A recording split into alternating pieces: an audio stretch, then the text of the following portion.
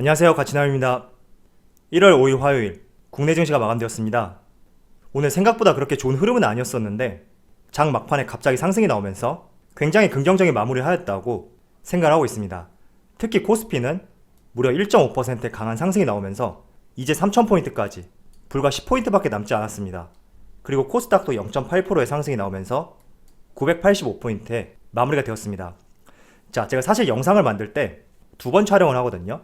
후반부에 있는 영상은 장 종료 약 1시간 전부터 미리 촬영을 하고, 지금 전반부에 있는 영상은 장이 종료된 뒤에 촬영을 해서 이렇게 합치고 있습니다. 그런데 불과 1시간 전부터 이렇게 강한 상승이 나오다 보니까 저도 영상을 일부 수정을 하였거든요. 그래서 조금 힘들었던 측면도 있지만 하락보다는 상승으로 마감이 되었기 때문에 즐거운 마음으로 수정을 하였습니다. 저는 지금 2990포인트 현 시점에서 과연 내일 3000포인트를 보여줄지, 이 부분이 가장 궁금하거든요. 그래서 여러분들도 내일 정말로 3000포인트를 보여줄지 한번 관심있게 지켜보셨으면 좋겠습니다.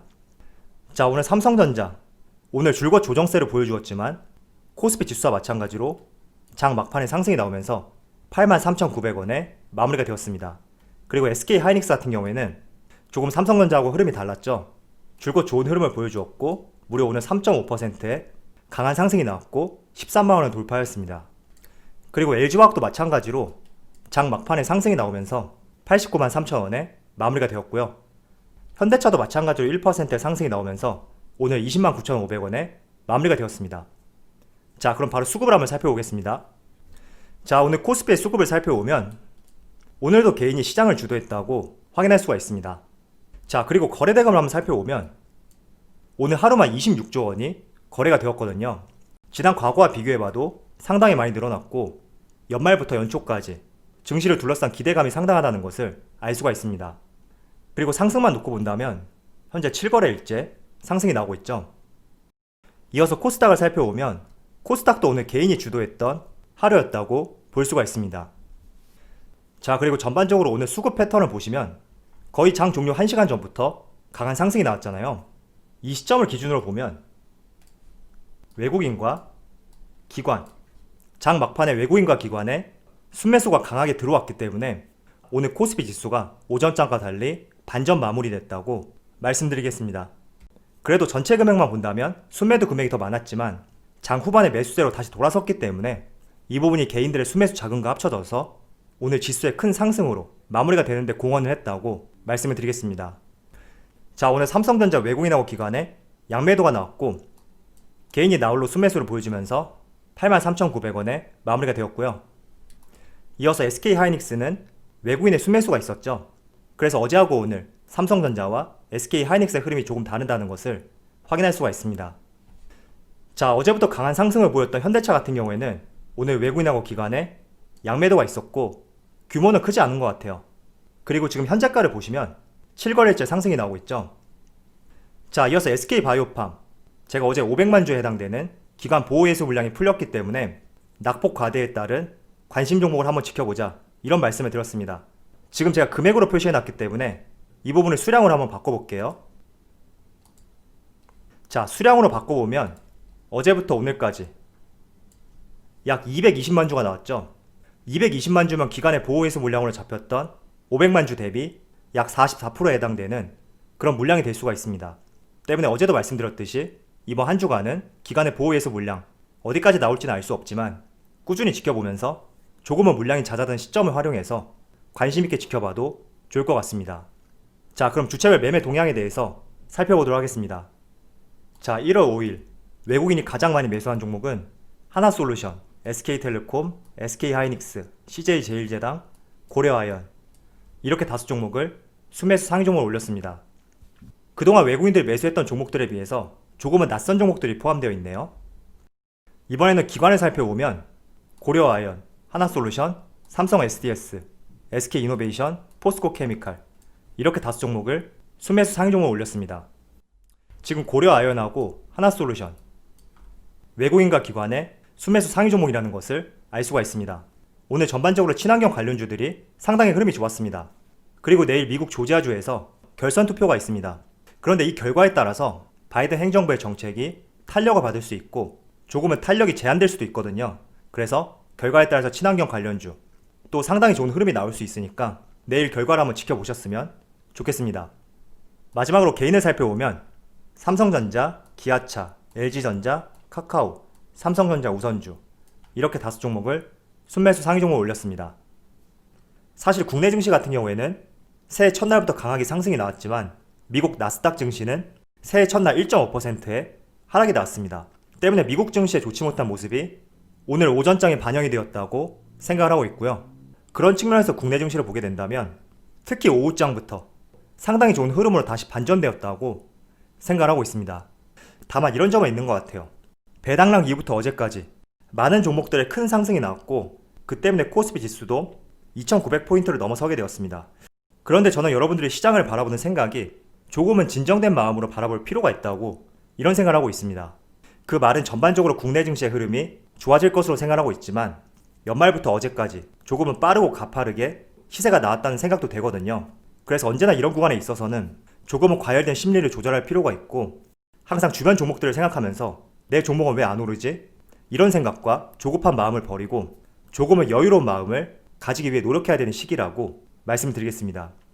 자, 최근에 삼성전자의 흐름이 상당히 좋았고 단기간에 8만원을 돌파함에 따라서 오늘 하나금융투자증권에서 삼성전자의 목표 주가를 9만원대에서 11만 1천원까지 상향 조정을 하였습니다.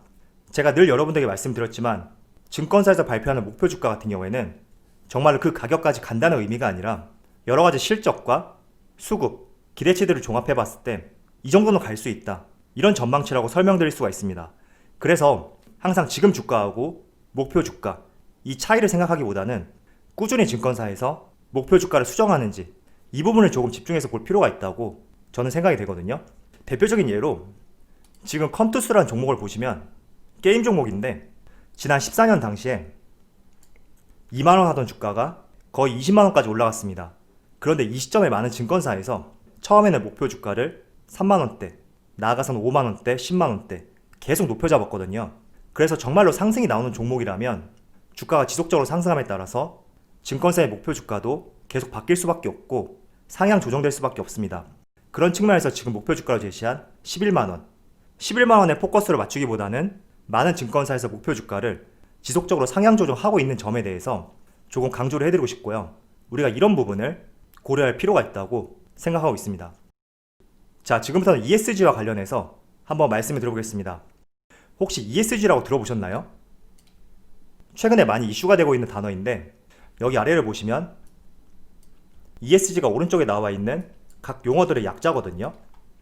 환경, 사회, 지배구조 이 각 단어의 약자를 따서 ESG라고 표현을 합니다. 자, 그런데 ESG와 관련해서 가장 핵심은 환경입니다.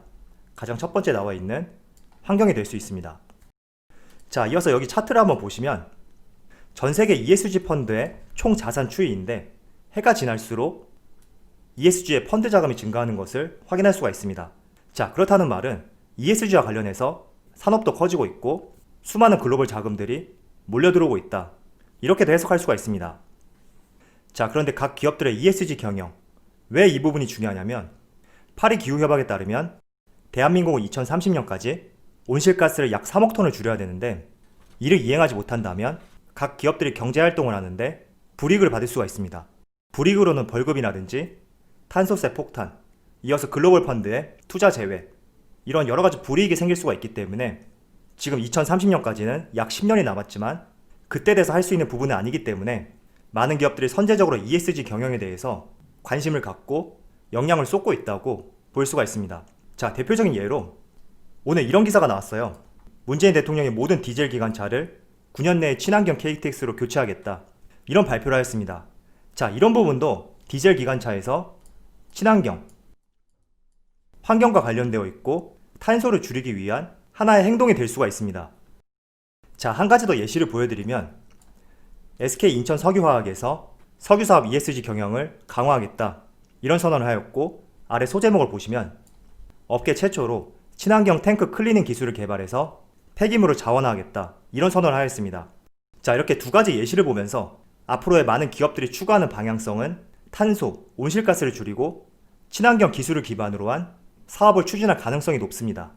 자, 그래서 제가 며칠 전에 말씀드린 것처럼 반도체, 배터리, 자동차 기업뿐만 아니라 ESG와 관련된 친환경 사업 같은 경우에는 2030년까지 그 이상도 꾸준히 발전될 수밖에 없는 산업이라고 저는 생각하고 있고, 그 때문에 여러분들이 환경과 관련된 산업 같은 경우에는 많이 상승했다고 해서 관심 종목에서 배제할 것이 아니라 꾸준히 한번 지켜보셨으면 좋겠습니다. 자, 대표적인 산업으로 태양광, 풍력 이런 산업들에 속할 수 있고, 또 시야를 넓혀본다면 폐기물을 재활용하는 이런 산업에 속한 기업들, 그런 기업들도 우리가 주목할 필요가 있고, 지난번에도 말씀드렸듯이 2차전지 폐배터리를 활용한 재활용 기업들, 그런 기업들도 어떻게 본다면 ESG 환경과 관련된 그런 산업이라고 볼 수가 있습니다. 물론 전기차도 마찬가지예요. 그래서 ESG 이 단어를 한번 기억해 보시고요. 그 중에서도 온실가스를 줄일 수 있고 환경과 관련된 종목들이 있다면 꾸준히 관심을 가져봐도 좋을 것이라고 저는 생각하고 있습니다. 자, 연말부터 오늘까지 대부분 국내 증시가 많은 상승을 보여주었는데, 저는 상승을 즐기는 것은 좋지만 조금은 과열된 측면이 있지 않나, 이런 생각도 조금 하게 되거든요.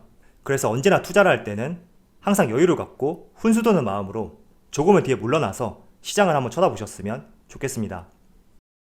그럼 오늘 영상 여기서 마치도록 하고요. 언제나 여러분들의 성공 투자를 기원하도록 하겠습니다. 감사합니다.